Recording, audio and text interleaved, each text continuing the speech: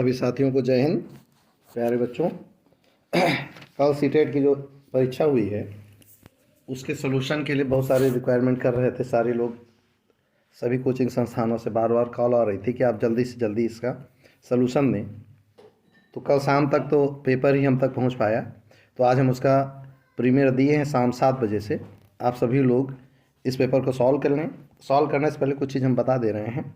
इस पेपर को सॉल्व करने में पूरी सावधानी बरती गई है। फिर भी अगर 1-2 क्वेश्चन 4 क्वेश्चन में ऐसा कोई दिक्कत आती है कि आपको लगता है कि ये सही है ये गलत है, उसके लिए आप कमीशन का वेट कर लें। कमीशन के वेट के बाद भी कई प्रश्न ऐसे होते हैं जिन्हें हम लोग कोर्ट में चैलेंज करते हैं, क्योंकि आपको अच्छे से पता है कि आप साइकोलॉजी से पढ़ रहे हैं।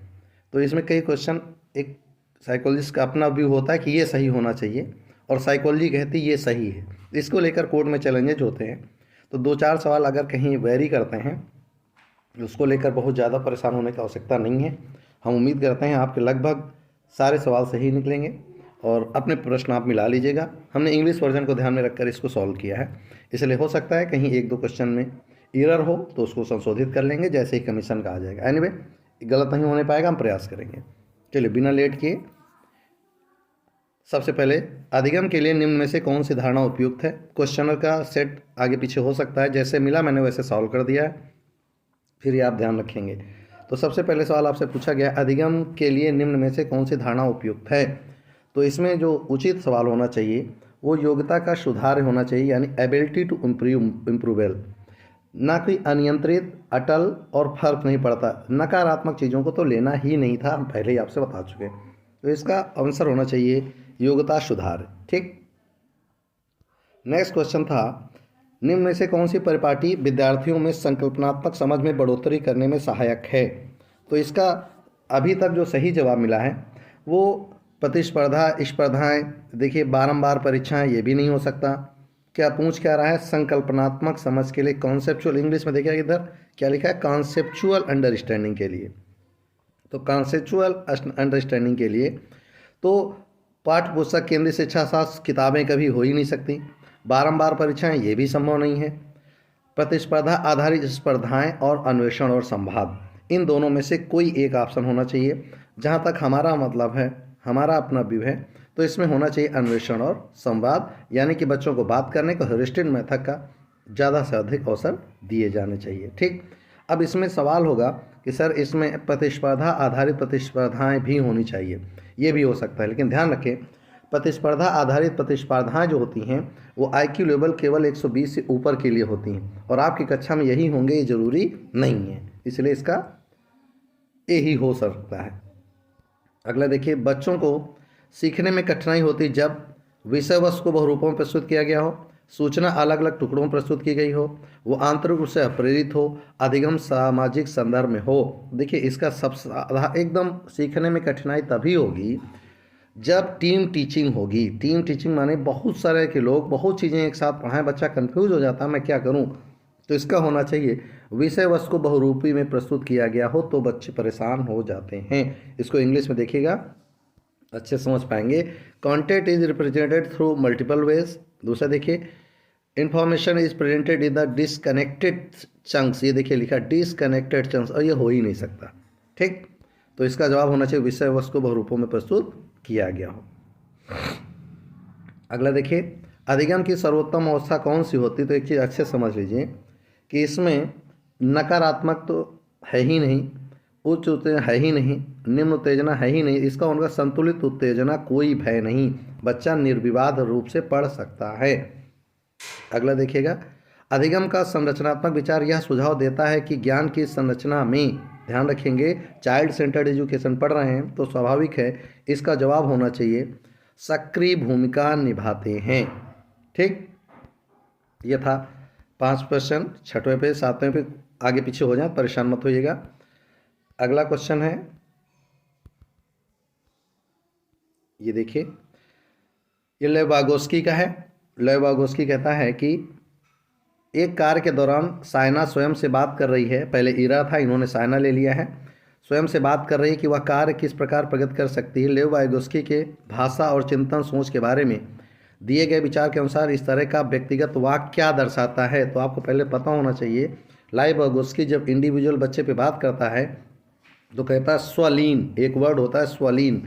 स्वलीन का मतलब होता है सेल्फ रिकॉग्निशन। बच्चे अपने से बात करना शुरू कर देते हैं, आपसे बात नहीं, कुछ भी बुदबुदाते रहते हैं अपने आप से। इसको कहते हैं सेल्फ रेगुलेशन, दैट इज स्वलीन, या स्वनियम को हमारे साइकोलॉजी में स्वलीन कहा जाता है। ठीक है, अगला देखिए, मूल्यांकन पद्धतियों का लक्ष्य होना चाहिए। हाँ सुनिए, पुरस्कार ये सब बकवास की बात, विद्यार्थियों नामांकन बकवास, योग्यता आधारित समय विभाजित करना हो ही नहीं सकता। अगर आप ये करेंगे योग्यता के आधार पर बच्चे डिमोलाइज हो जाएंगे। इसका होना चाहिए विद्यार्थियों की जरूरत एवं आवश्यकताओं की पहचान करने के लिए। अगला है बच्चों के विकास की व्यक्तिगत विभिन्नताओं, आईडी, मैं हमेशा क्लास में कहता हूँ ID directly proportional to CD होता है या एल होता है।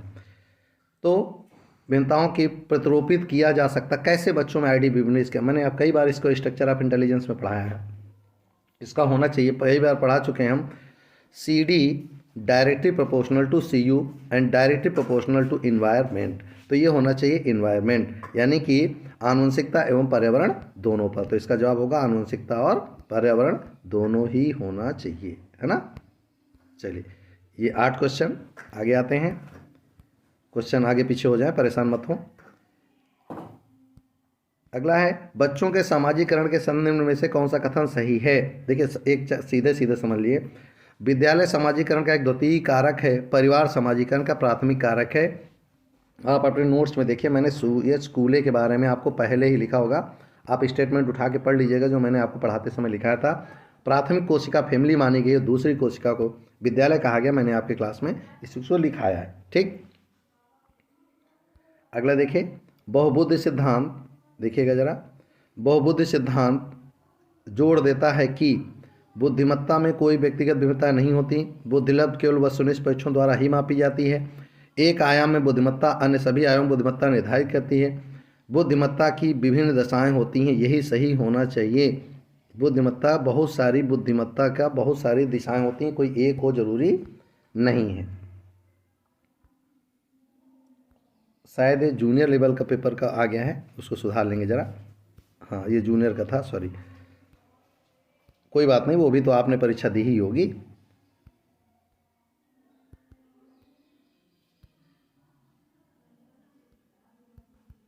चलिए अगला देखते हैं, दिव्यांगजन अधिकार 2016 के अनुसार निम्न में से किस शब्दावली का प्रयोग उपयुक्त है। तो पहले तो ये अच्छे समझ लीजिए, छात्र जिसका आसक्त शरीर है, गलत। विकलांग छात्र पहले था, इसको हटाया गया।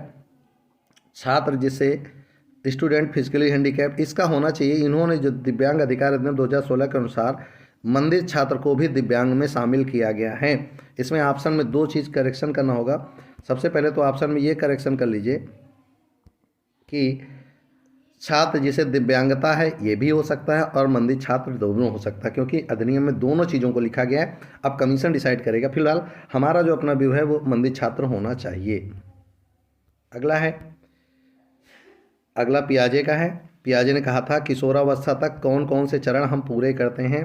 तो देखिए कौन कौन से पूरे करते हैं, सेंसरी मोटर, कॉन्क्रीट और इमेजिनरी, यानी कि सही समझ एब्स्ट्रैक्ट। तो सेंसरी मोटर, कॉन्क्रीट और एब्स्ट्रैक्ट, ये पियाजे की तीनों अवस्थाएं हैं। अगला देखिए, एक प्रगतिशील कक्षा में व्यक्तिगत भिन्नताओं को किस प्रकार देखा जाना चाहिए। तो बाधा के रूप में हो ही नहीं सकता, असफलता के रूप में हो ही नहीं सकता, योग्यता के आधार पर आप बांट सकते ही नहीं है। क्यों योग्यता बांटेंगे, डिमोलाइजेशन होगा। इसका जवाब होना चाहिए अध्यापक अधिगम प्रक्रिया की परियोजना के लिए महत्वपूर्ण है, वो ये डिसाइड करेगा कि अगली योजना वो कक्षा के लिए कैसे बनाएगा।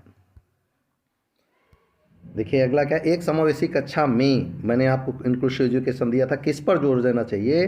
तो इस पर देना चाहिए हर बच्चा क्या क्या कर सकता है उसे उसके अवसर देना। तो इसका होगा हर बच्चे के सामर्थ्य को अधिकतम करने के अवसर प्रदान करना। मैंने आपको नोट्स में लिखाया, देखिएगा, शिक्षक केवल 5 मिनट प्रारंभ में और 5 मिनट अंत में कुल 10 मिनट देगा और बच्चों को 30 मिनट के अवसर देंगे हर बच्चे को अपनी अकॉर्डिंग बात करने। इसके लिए मैंने कहा था उसे क्या करेंगे, शिक्षक केवल फैसिलिटी प्रोवाइडर है, उसमें शामिल नहीं होगा।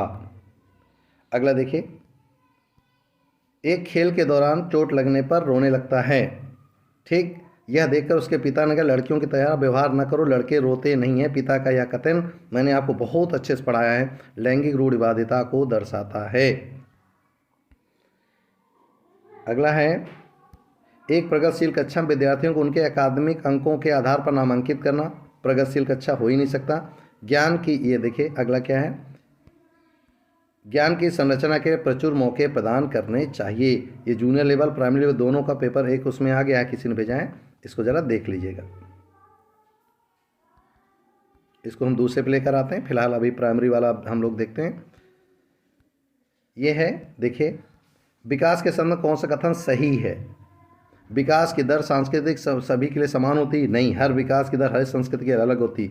विकास केवल विद्यालय में होने वाला होता ही नहीं, विकास सभी जगह से, विकास केवल बाल्यावस्था के दौरान इम्पॉसिबल, विकास बहुआयामी होता है, इसका यही होना चाहिए। लाइबागोस्की सीधी सीधी बात है, उनके थ्योरी का नाम है सोशल कल्चरल थ्योरी, सामने रखा है सोशल कल्चरल थ्योरी, ठीक।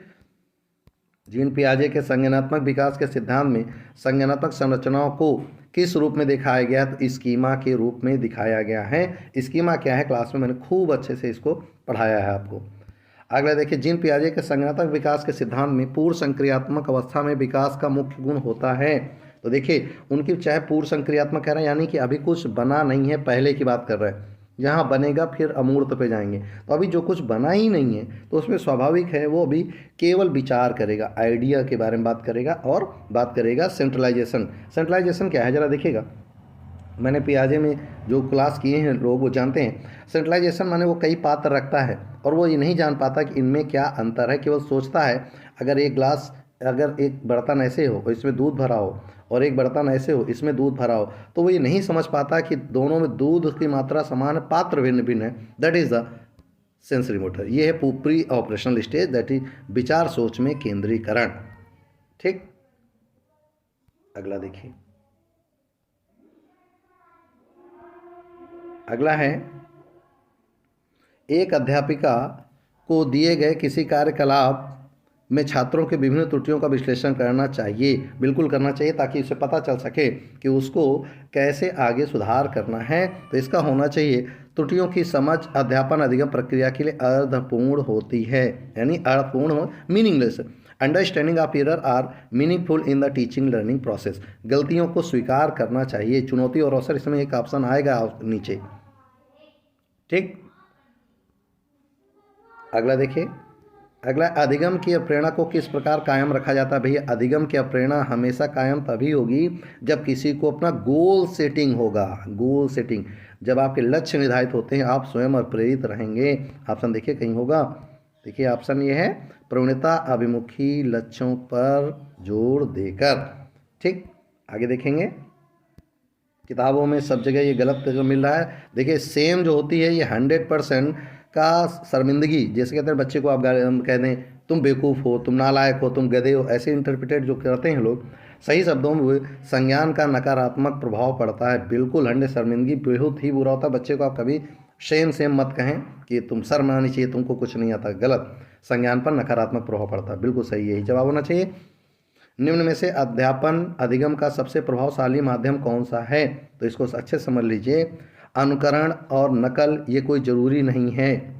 विषय वस्तु को यंत्रवत याद करना रट्टू तोता है, मैं आपको वीडियो दे चुका हूँ। बिना विश्लेषण अवलोकन करना बकवास की बात। तो संकल्पनाओं के बीच संबंध खोजना चाहिए। तो इसका जवाब होना चाहिए सी ऑप्शन, संकल्पनाओं के बीच संबंध खोजना चाहिए। चलिए आगे आते हैं। समस्या समाधान क्षमताओं को किस प्रकार सुसाध्य किया जाए, किस प्रकार उनको फैसिलिटेट करेंगे? तो देखिए, विद्यार्थियों की डर की भावना करके नकारात्मक, लगातार अभ्यास और कारण पर जोर देकर, समस्याओं के हल हेतु अटल प्रक्रिया बकवास, समरूपों का इस्तेमाल करके बढ़ावा देना गलत। इसका जवाब लगातार अभ्यास और कार्यान्वयन पर जोर देना चाहिए, ठीक। इसका जवाब होगा लगातार अभ्यास और कारण पर जोर देना चाहिए ताकि समस्या समाधान में एबल हो सकें। इस सवाल में बी ऑप्शन सही होना चाहिए। अगला देखिए, अगला है, अधिगम कठिनाइयों से जूझते छात्रों की जरूरतों को संबोधित करने के लिए एक अध्यापक को क्या नहीं करना चाहिए? तो एक चीज़ समझ लीजिए, कोई भी चीज़ ज़बरदस्ती लादनी नहीं चाहिए। दृश्य सामग्रियों का इस्तेमाल करना चाहिए, सही है। संरचनात्मक शिक्षा उपायों का इस्तेमाल करना चाहिए, जिसे टीचिंग मेथड कहते हैं। व्यक्तिगत शैक्षिक योजना लेसन प्लान बनाना चाहिए, उनके लिए इंडिविजुअल प्लानिंग करनी चाहिए। लेकिन शिक्षा शास्त्र और आकलन की जटिल संरचनाओं का प्रयोग करना चाहिए, रॉन्ग। अगर आप इनका प्रयोग करेंगे बच्चा और पीछे हो जाएगा। अगला देखिए, सृजनात्मकता की पहचान का प्रमुख लक्षण क्या है? तो सृजनात्मक बालक 100% डाइवर्जेंट है। तो देखिए कहीं लिखा होगा, ये लिखा डाइवर्जेंट, राइट आंसर इसका होना चाहिए अपसारी चिंतन, है ना। आगे देखिए जल्दी से, विविध पृष्ठभूमियों के अधिगमकर्ताओं को, यानी कि 60, 20, 20 जो पढ़ चुके जान गए होंगे, इनकी बात हो रही। ऐसे कथनों का इस्तेमाल करना जो नकारात्मक रूढ़िबद्ध धारणाओं को मजबूत करें, रॉन्ग। विविधता संबंधी मुद्दों पर बात टालनी चाहिए, कभी बात टालनी ही नहीं चाहिए। सभी के लिए मानकीकृत आंकलनों का इस्तेमाल करना चाहिए, स्टैंडर्डाइजेशन होता ही नहीं है। इसका जवाब में विविध विन्यासों के उदाहरण लेने चाहिए, यानी उनको और कहीं से उदाहरण लाकर समझाने का प्रयास करना चाहिए। ठीक, तो मुझे उम्मीद है ये पूरे के पूरे प्रश्न थे। हमने प्रयास किया है कि आगे पीछे हो सकते हैं कि सवाल हो गए हों, लेकिन क्वेश्चन पूरे हो चुके होंगे। तो इनको एक एक करके आप देख लीजिएगा, अपना मिला लीजिए। मुझे उम्मीद है आप इसको समझ पा रहेंगे। ठीक, आज इतना ही, फिर मिलते हैं नेक्स्ट वीडियो में नई उम्मीद के साथ, नए जोश के साथ। फिलहाल आज इतना ही। जय हिंद।